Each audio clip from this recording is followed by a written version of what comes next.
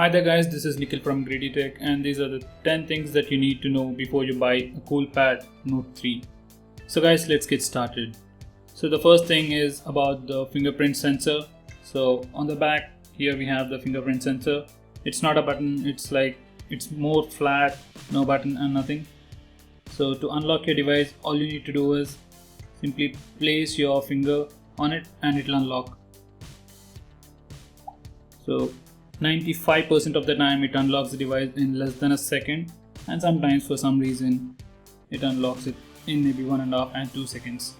So overall I was very pleased and very satisfied with the performance of the fingerprint sensor. I wasn't expecting this kind of a performance at this price point. Going on next, it has like 3 GB of RAM. So let me just show you the free RAM available on this device as of now. So as you can see, it has about 1.3 GB of free RAM. So you can definitely expect great multitasking. You can even multitask while playing a game. You can come to your home screen, go through some website or WhatsApp, and again go back to your game and continue playing it. So it is that kind of multitasking we are talking about over here. Next, coming to the build quality, like any other device at this price point, you have very nice build quality. So the entire back is made up of plastic and you have this metal band around the phone which gives it a very premium look. Though the screen is HD, it is 1280 by 720 pixels, this black band at its edges instead of the white gives it a more bezel-less kind of a feel. So on the whole it looks like any other premium phone. So you can definitely say there isn't anything different or it is lagging anything in terms of appeal. So going on next, the display. So unless you tell anyone that it's a HD display, no one will ever know that it's not Full HD. So Full HD, HD, 2K or Quad HD, no matter what the specs are, most of them looks really great or feels great on the paper. Not most of the people will be able to see the difference between a HD and a Full HD or a better resolution than that. Maybe you'll be able to see difference while you're browsing the crispness of the text, but on the whole you won't be able to see that much of a difference. So if that's the case, why do you need to worry about a Full HD and a HD screen? So in that department I must definitely say this does a fairly good job. So even though it's a HD screen, it's not a bad one, it's actually really good. I have been using this phone for like a week and I've never felt that the screen resolution was a problem. Everything was really crisp and smooth and I was able to see everything very clearly. So guys, let's move on. So coming to the brightness guys, it has very good low and high brightness values. So you can see the phone is really nicely visible in the daylight and it is very convenient to use even in the dark because of its very low brightness values. Going on next, this device is powered by an octa-core MediaTek processor clocked at 1.3 GHz. So the performance is really very smooth. But as a matter of fact, we have come to a situation in which every phone, no matter what the price point, somewhere from 6,000 to maybe 50,000 won't give you any lag in normal day-to-day performance or normal day-to-day operations. The only performance that you will experience is while installing any application, or as I've read somewhere, when you go to the gallery app, when you open the pictures or when you try to see these pictures, as you can see there's a slight delay in loading the images. But if you have a much better processor, that will be really snappy. And if you are trying to install any application or uninstalling any application, if you have a good processor, you might save like a few seconds. But on the whole, it's not a very big deal. So on the whole, this device comes with a fairly good processor and you definitely feel no lag. So guys, let me just quickly show you some of the benchmark scores. So guys, it scored around 17,224 on Quadrant and it is a 5-touch multi-touch screen. Next, it scored 58 frames on Ninamark.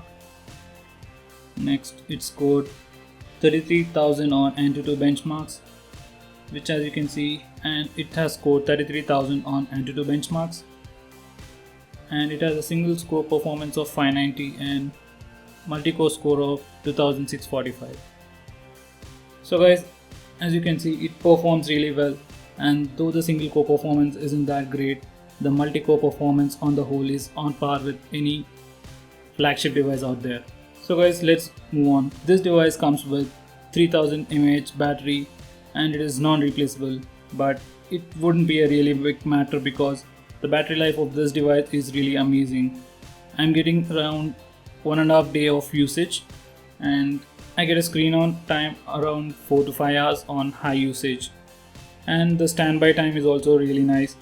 So on the whole, great battery, and it takes just 2 hours to charge from all the way from 0 to 100. So guys, going on next, we have some unique features with this phone, such as the fingerprint scanner, that's the one thing, and the 3 GB of RAM, which no other phone is having under this price point. These two are really good, and apart from that, you have screen gestures like double tap to wake, and you have other gestures to open WhatsApp simply by drawing W and to unlock device. So there we have it. So it has some unique gestures kind of thing going around. Next thing is that it has SD card support. Detected my 32 GB SD card, but it did not detect my 64 GB SD card. I don't know the reason, but on the whole, it works really fine with the 32 GB SD card. And another thing is that you can choose to automatically install all the applications directly onto SD card. So for that, you need to go to storage, select location, and you need to select the second option, app installation settings, and select SD card preferred. So once you do that, all the applications that you install will be automatically installed on your SD card. So guys, coming to the software, this device is running CoolUI. As you can see, even though it is Lollipop, nothing looks like that. So they have completely removed all the nice Lollipop animations with their CoolUI animations. Though that's a disappointment, we have to deal with it because there are only few companies or few manufacturers giving us the stock vanilla kind of a feel. So on the whole, this device is running the latest version of Android, at least the latest available version.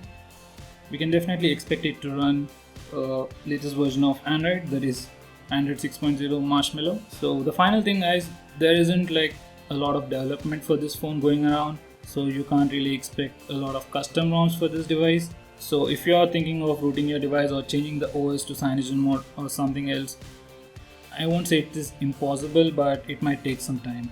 And one more thing, guys, this phone does get heated up, and I mean a lot, and for normal usage, for some reason it has reached somewhere till 54 degrees. I guess I have a snapshot of that. So there we have it. For some reason, you can see that the CPU temperature was 54 degrees centigrade and CPU frequencies of all 8 cores were very high, and the CPU usage was fluctuating, and just a few seconds ago it was at 100% or 98%. So I don't know why it happened. I wasn't playing any games or doing anything special, but because of the 3 GB of RAM, I guess a lot of apps are running in the background, and some stupid app or some buggy app might have caused this. But once I cleared all the apps like this, the heating issue was solved. And another thing, even though when I play games like continuously for 10 to 15 minutes, it slightly gets heated up. It wasn't very major. But when I was doing the gaming review where I switched between multiple games in just 15 to 20 minutes, it got heated up like hell. So these are the things that you need to keep an eye on, guys. So guys, finally I would say that this phone is for people who want great performance and security features like the fingerprint reader, a decent camera, a big screen, but they are not really into the development side, and for those people it's definitely a must buy. So that's pretty much it, guys. Thanks for watching this video. If you want to give me any kind of feedback or suggestion, or if you want me to make any specific video, there's a feedback link in the description area. Do check that out. And if you found this video to be helpful, give me a thumbs up and share it with your friends, and subscribe to my channel to see more videos just like this.